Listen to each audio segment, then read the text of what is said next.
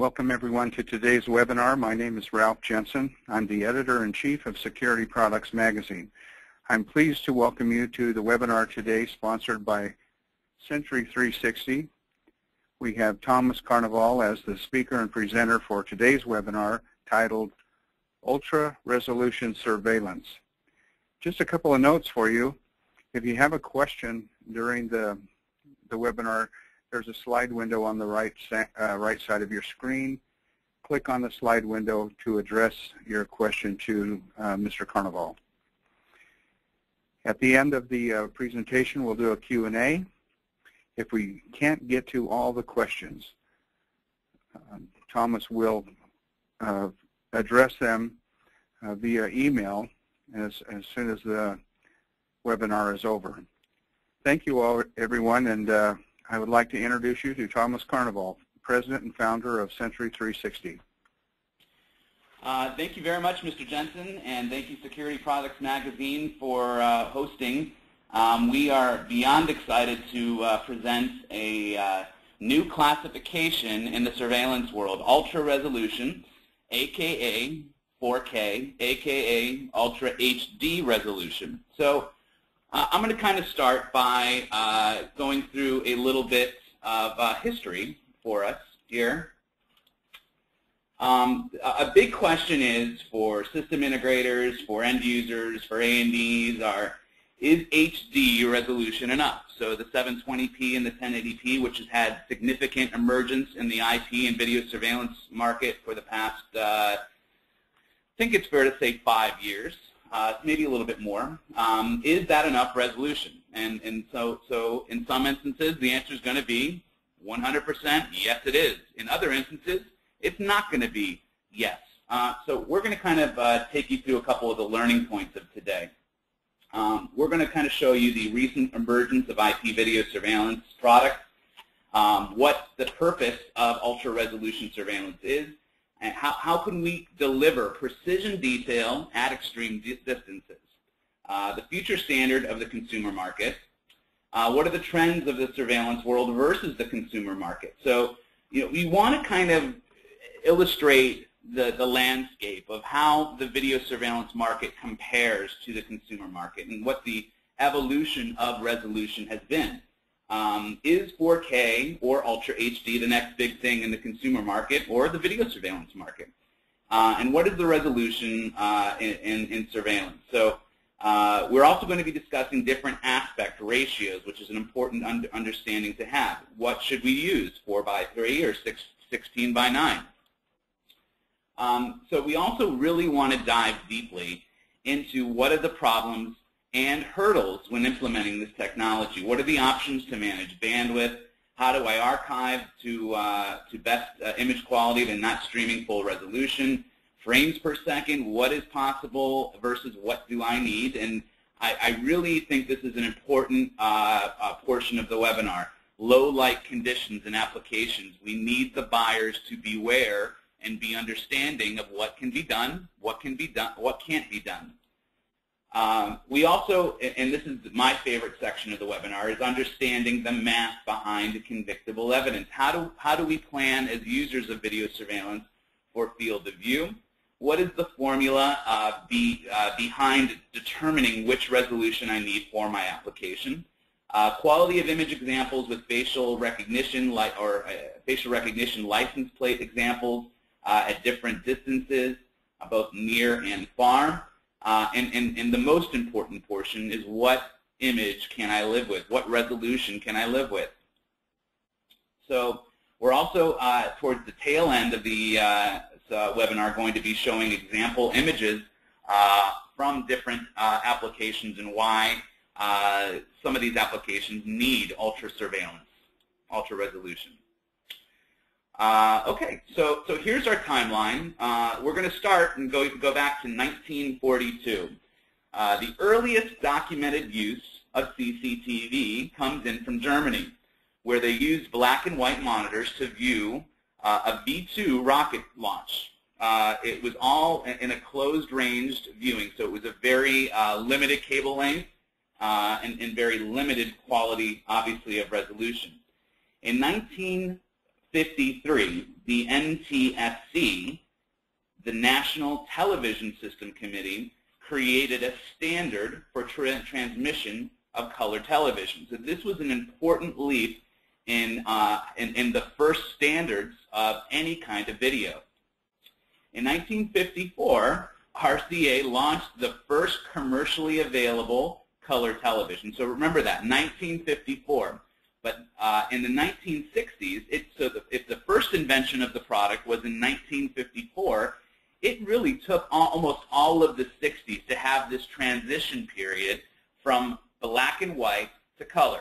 So first there was a standard invented, then there was the first product invented, and then it took about 10 years for this migration transition period to happen. I'm sure some of you are saying, oh, sounds familiar, like the transition period of analog to IP, which some may think it will never end. In 1977, the SMPTE, the Society of Motion Picture and Television Engineers, study group on high definition was formed. So now, in the late 70s, they're starting to think, okay, black and white to color was a great transition, a great hurdle to get over, but image quality is going to have to improve at some point. It's, again, sounding familiar to video surveillance.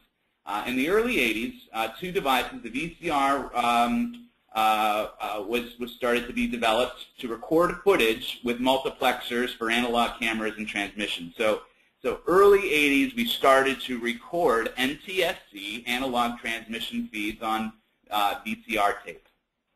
In the 1996, the ATSC, Advanced Television Systems Committee, mandated standards for HD TV broadcasting. So that 1996, the consumer market, or the television market, really said, now we need to do what we did almost 20 years before in creating a standard transmission for high resolution, not just for color, but for high definition. In early 2000s, one device instead of two, DVR, replaced a digital video recorder. So PC-based digital video recorders were starting to be widely adopted in the video surveillance market and stored digitally on hard drives and PCs instead of just VCR tape. In the mid-2000s, onboard video servers and real-time video capturing capability for remote viewing on PCs and smartphones started. In 2006, this is also very important, the FCC, this seems, when I was doing the research for this webinar, this seems so much more recent than 2006, and now we're 7 years removed from the FCC's deadline for analog transmission. Now, it actually happened in 2004, where they started marketing, if you remember watching these commercials and the websites being developed by the FCC saying, listen, HD is coming sooner rather than later. The analog and your big, huge analog television is not going to be supported, being able to purchase at all. This is happening. So that's when, in 2006, it actually ceased in the United States. The late 2000s, the introduction of megapixel and IP cameras, I would say maybe mid to late 2000s, allowed fully digital transmission, improving resolution and image quality.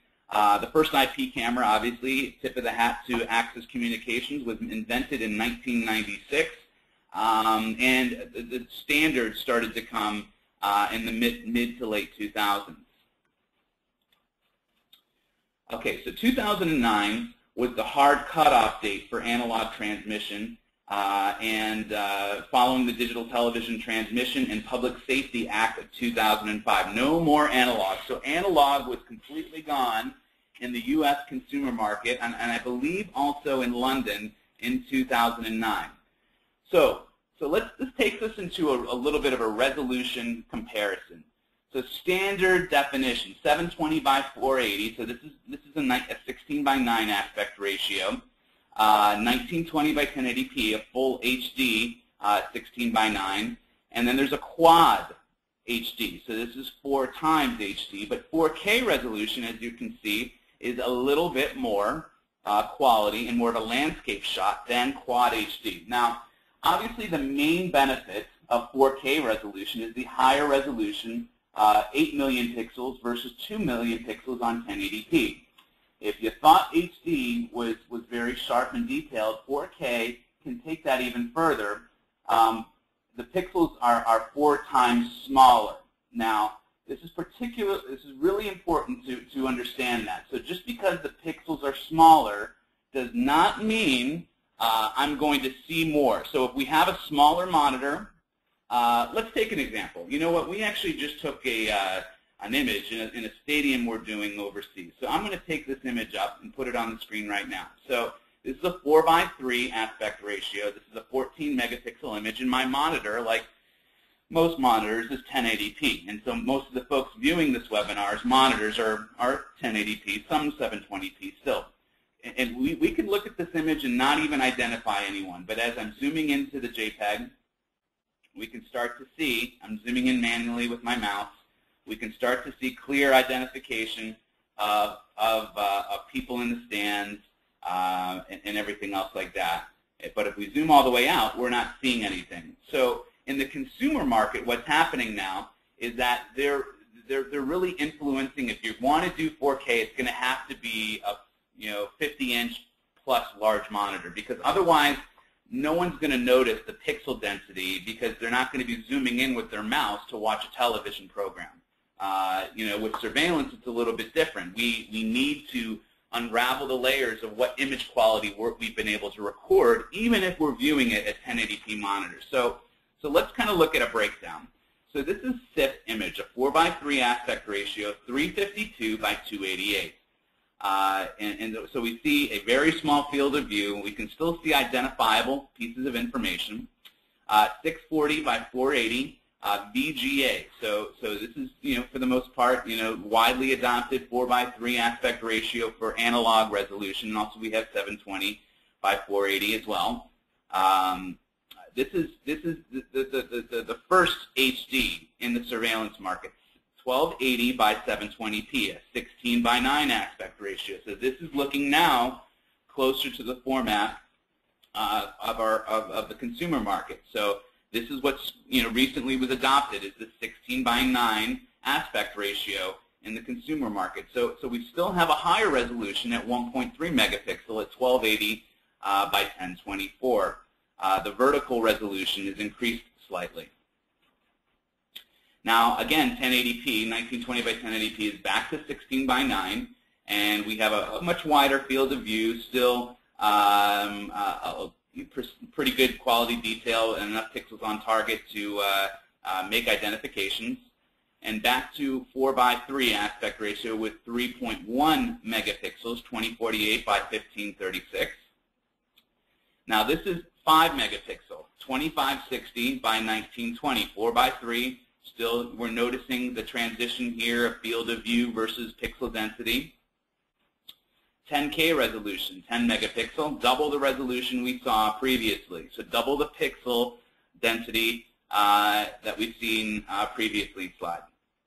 Okay, so this is interesting. Now we get back to a 16:9 aspect ratio. This is 4K resolution, and I did a lot of research before putting this presentation together. There is no depth difference between Ultra HD and 4K resolution. In fact, several manufacturers and the FCC have gone on record by saying it is the same thing. Ultra HD is 4K resolution, 4096 by 2160. And now we have our 14 megapixel camera, 4384 by 3280, back to a 4:3 aspect ratio. So which aspect ratio is right for you? That is where we separate the facts by opinion based on what we want. So I've personally seen a variety of different video management systems that support 4:3 and 16:9 in a multiplex scenario. Will you have a little bit of real estate on the sides of the image? Yes, you will in 4:3. But the benefit is to be able to still zoom in. So if I need more vertical pixels, depending upon my depth of field, then I have to go with a 4:3 aspect ratio. So here this breaks it down. So we see different image quality or different field of view versus different pixel density. Now, let me caution you. This is to show you the different resolutions within 14 megapixel. Now, field of view is a completely different conversation. So the native image here is about a 50-degree field of view. Okay, so the camera is actually placed on the other side of the stadium using a 35mm lens. So the same rules apply with HD and ultra HD and ultra resolution surveillance as they do to anything else. The focal length is the focal length. So could we have a wider focal length and still keep good pixel density, or a more narrow field of view? Yes, absolutely you can. This is a chart to show you the type of image. Can we even have a 352 by 288 with the 70-degree field of view? Absolutely you can, but when you zoom into this location of pixels, it's going to be significantly different image quality than what you had before. So let's investigate a little bit more of that. So here's another ultra resolution image. This is a 14 megapixel, and we're zooming into near images, farther away in different lighting, so you see the shadows in between, and even farther away to have, so here this image versus this image versus this image, different pixel density, okay?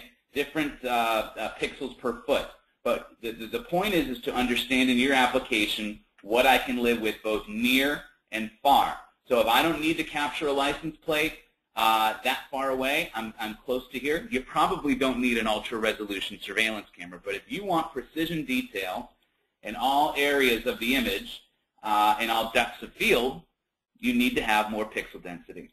So here's another example.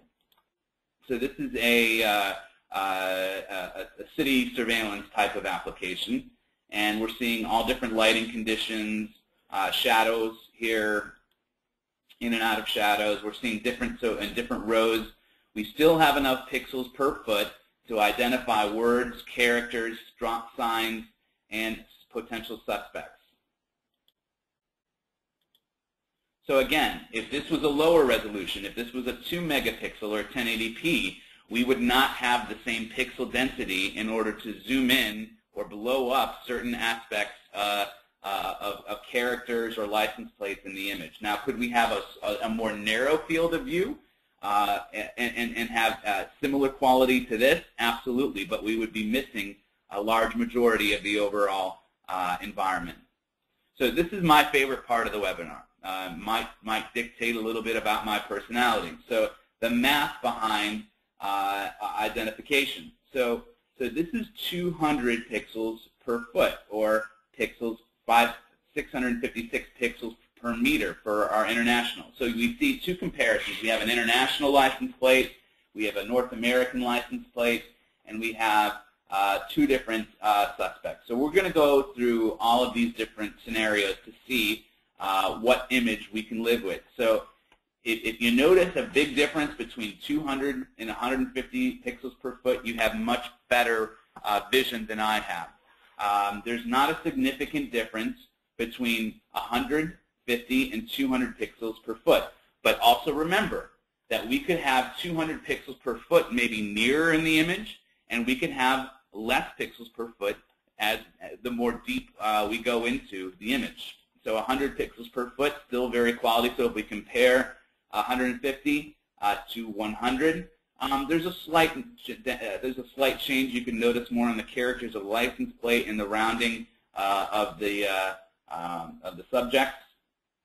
50. This is our most significant degradation of image. So we can start to see pixelation on the U.S. license plate. We start to see some edge fuzzing, and we definitely see image blurring or some pixelation starting to happen in our two subjects.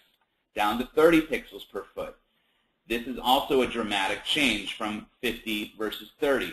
So we could even go as far as to argue maybe we couldn't pick out of a license plate or out of a lineup this person versus this person. So that's a significant number to understand, the difference between 30 and 50 pixels per foot, or 164 pixels per meter in 98 meters. So let's go down to 20. Now 20, obviously, very little image quality to be understood. I would say it's fair to say if we didn't have these other subjects and other different pieces of information to compare to, that if we only saw 20 pixels per foot, that it would be very hard to say that's a woman that I can easily identify her, and by no means can we read the U.S. license plate, as the characters are much more thin and smaller than the international license plate. And even the international license plate, we can see 06.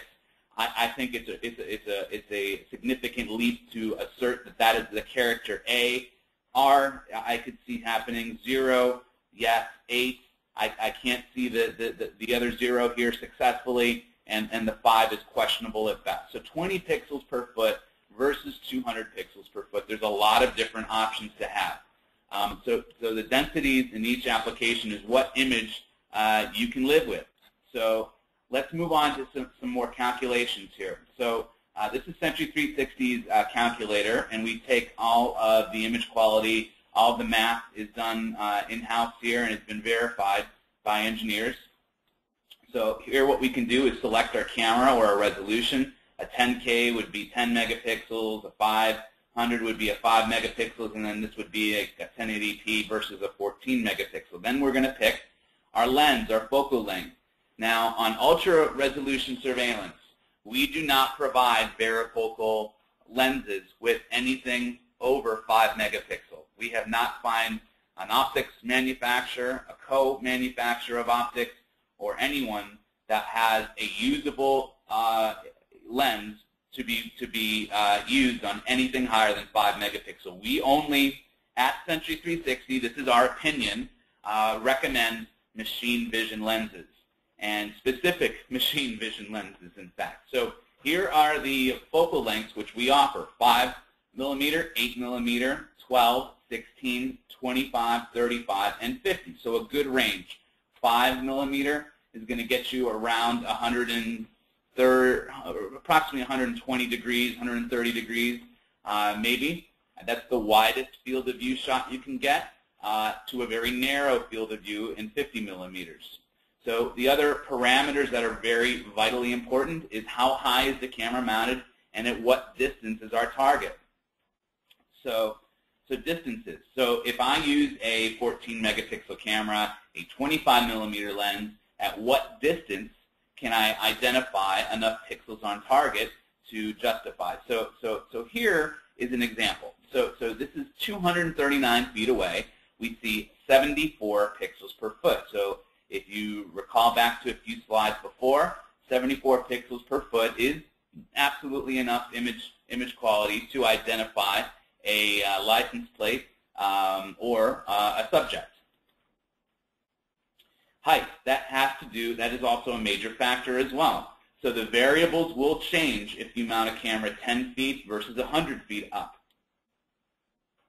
So here are the maximum values again. So we can see anything from 239 feet away to 4,400 feet away. Now, at 4,400 feet away, are we going to have anything close to convictable evidence? No, absolutely not. But between 19 pixels per foot, so 930 feet away, we're able to see a subject. Can we clearly identify them and pick them out of a lineup? Probably not. So really where you want to stay is in this ballpark of 74 pixels per foot or more minimum to at worst case scenario, 37, and we clearly identified in a previous slide that 37 pixels per foot is not enough to capture certain license plates in the United States. So when using our calculator, you can actually toggle between a license plate and a face to identify and maneuver the amount of pixels per foot that you want. So if you say, I want 150 pixels per foot at 300 feet, and I want this kind of a width, the calculator can help you and guide you to what lens you need to use and what resolution. So we also have comparative values for you as well. And also, if you're using meters versus feet, those are feature sets that are selectable. So this is also another important aspect of the situation is bandwidth limitations. So I don't know a lot of customers that are willing to stream 14 megapixel resolution wirelessly. Okay, that is a pretty hefty infrastructure requirement, a pretty expensive system that can transmit that kind of bit rate. So what we want to offer as options is the capability to have multiple streams coming out of the camera. So for verification purposes, so for an example, seeing a red pickup truck in a parking lot, 640 by 480 is enough resolution to transmit wirelessly for real-time verification or monitoring. Our camera can also stream to a VMS at scalable resolution. So one resolution can be sent to a monitoring location, a smartphone at lower resolution. Another stream can go to a video management system or a CCTV operator, again, scalable resolution. And then we can stream the full resolution for the best evidence directly to any network-attached storage. So this gives you flexibility when installing a system wirelessly, wired, or in challenging areas. So if you want to have local storage that's scalable at the camera, our cameras have the ability to write direct to a file structure and any network-attached storage so that you can have convictable evidence that you can archive after the fact. So getting into realistic applications. So obviously, as we've shown previously, a strong application for ultra-resolution surveillance is stadiums. So here's a sample image from one of Sentry360's cameras, and zooming into different aspects of the image. We see an unfortunate Celtics fan alone in the crowd with the a sea of Chicago Bulls fans. And so this is digitally zooming into the native image. So facial detail across a wide field of view, and if memory serves, these are 25 millimeter machine vision lenses, giving us approximately 50 to 65 degree field of view. Airports, another strong application. See detail in high traffic areas. So when we have a lot of bidirectional traffic, it's important to have quality information that you can zoom into forensically. So low light applications. This is something I really want to be very clear on. When you're doing a site survey, you need to evaluate what kind of ambient light is coming into the scene. So Sentry360's cameras have a technology called Owl Eye. So what Owl Eye is it reduces the noise picked up in low light infrastructure, in low light environments, so that it smooths the image out. Okay, it's an algorithm that processes the camera before compression. And however, we say that it's a great tool and it's a great performance booster, but if there's very little ambient light in the application, you are still either going to add ambient light or infrared. Okay, so it's important. This is an example, not using infrared or any outside illumination, just the ambient light that's within the area. But obviously, in an airport, there's significant light. We can even see a shadow at nighttime because there's light on top of this roof. So there is light coming in, but still, we're able to see successful details with the current ambient light. And in some applications, there's plenty of ambient light to justify still using ultra-resolution cameras, but there's a lot of applications that do not. So we encourage site surveys and testing cameras in different applications with light assistance and without light assistance. Parking lot infrastructures. So here, this is another aspect of being able to show both near and far images and at different angles.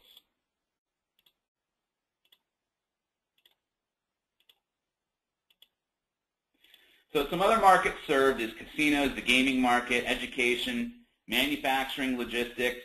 and critical infrastructure. So oil and gas market, even logistics like shipping, receiving centers, where you need to forensically zoom into specific labels and identify specific packages or identify intruders in critical infrastructure applications. Okay, so this is now introducing the newest product from Sentry360. This is the Insight 14 megapixel camera. So a couple of highlights of it. First and foremost, we're very proud to say as of Monday, Sentry360 was awarded for the ISIP 14K, the new product of the year by Security Products Magazine for Best Network Camera. And we are humbled and excited about that, and we're going to explain why, in a few slides, why we think we won. First and foremost, this is the smallest highest resolution camera in the industry. It is also the lowest power consuming. The maximum wattage to power the camera is 4. Other cameras in its class are up to 5 times the size and up to 4 to 5 times the power consumption. So we think we've created a breakthrough in being able to reduce power consumption, reduce form factor, enabling it to be put into a multitude of different housings, different infrastructure, and obviously it can do power over Ethernet as well. So the active pixel count is over 14 million versus 8 million pixels in 4K. So this is significantly higher resolution than the new standard that is or is not coming in 4K resolution. The maximum frame rate is 6 frames per second, and obviously the size of it is very, very small. So we decided to do a field test, and this is a field test to show that what we've been talking about is what quality of image can you live with both near and far. So you want to be able to stretch the parameters and understand what to expect in image quality both near and far. So what we did is we mounted the camera 15 feet. This is 3:45 in the afternoon, so there's some overcast in the day, and it's a 35 millimeter machine vision lens. So here is a Google Earth shot. This is Sentry360 headquarters. We're shooting the camera through a gas station, through a 4-lane highway, and through a field. So at 183 feet, we have clear precision detail. 183, we can see our subject very clearly. Just under 300 feet in the shadows, we can still make out the subject and the sign. At 396 feet, almost 400 feet away, right before the 4-lane highway, we're still having convictable evidence. At 561 feet, now that's past the 4-lane highway, we can still have enough information to prosecute and have clear convictable evidence. 750 feet, now this starts to get degraded, where we can still clearly read the characters on the sign, and we can see strong characters from the face. At 950 feet away, or I'm sorry, 915 feet away, we still see the characters. But I would question whether this would be convictable evidence. It's usable evidence, but is it convictable? And there's a significant difference. So here is all of the details compared, zooming in to the pixel density where the subject was within the image. So from 183 feet, so this is the same field of view. We never changed the field of view. It's the same lens, same shot, but the difference of image quality, both near, middle, and far. So as a user, you need to be able to project these comparisons. Do you want good information very far away? Do you want precision information, at what distance? So this gives you kind of the end-to-end landscape of image quality as we're moving deeper into the image. So we're very excited to answer some of your questions. And here we have our final slide showing you all aspects of the image, north, south, east, and west, different detail. And we're happy to, again, if we don't get to all of your questions, we're happy to answer them by email or by phone.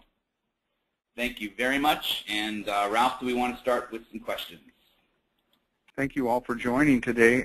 We have an opportunity to send some questions to Thomas at this point.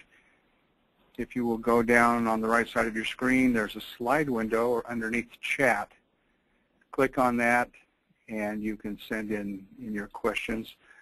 I have one question for you at this point, Thomas. Would this product work well in the marine industry or cargo and container shipping industry? It would. So that gets back, we would highly recommend doing testing in the application.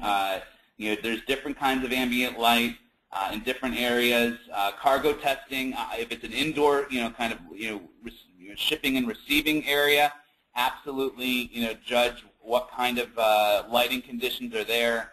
Know what type of field of view you want out of your camera, what distance your subjects are going to be, both near, medium, and far away, in order to measure. So we really encourage, do the math before you put the camera in, and then put the camera in and test it. You want to make sure that the math lines up with your application, the lighting matches up with your application, before you put in a camera that's not going to serve your user well. It's a great question.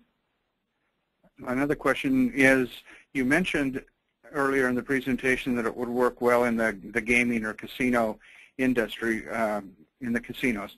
Would this work well over the top of the tables and things like that, where high resolution is mandated or mandatory? I guess that's the word I'm looking at. Yeah, I'll kind of say yes and no. So image quality-wise, absolutely. Are you going to get enough field of view and precision detail on a gaming table to identify more quality than you could with a lower resolution camera or even a 1080p camera? No question you will. Now, at this point, we are not capable, and nor is anyone in the industry capable, consumer versus anything else, able to do 14 megapixel at 30 frames per second. So I would say image quality-wise, it would be a great application, but please make sure what your local gaming laws are on frames per second, because you don't, the max frame rate of our 14 megapixel camera is 6 frames per second. So if that's not enough speed or frame rate for you for a specific gaming table, then absolutely use a lower resolution camera. Yeah. And the application in a campus or in a K-12 setting, please discuss that for just a moment. We have users who are using a lot of our Ultra HD cameras and 10 megapixel and up resolutions in parking lot areas. They're using them in parking lot areas because the pan-tilt zoom does not react fast enough to be recording what they want, and they don't have a specific user to pan-tilt and track and follow everything. So the benefit of having a Ultra HD camera in a parking lot is that you can have a landscape shot, a very wide field of view, but still have the ability to, after the fact, oh, something happened 5-10 minutes ago, we need to review and zoom in to get the license plate or identify, what subject was responsible for what action. So those are some other applications as well. A lot of outdoor applications in K through 12. I don't think I'd recommend a 14 megapixel in a hallway, but I think they're in a gymnasium type of application. I think it could work well, but definitely outdoors in parking scenarios would be where I would first recommend it. Perfect.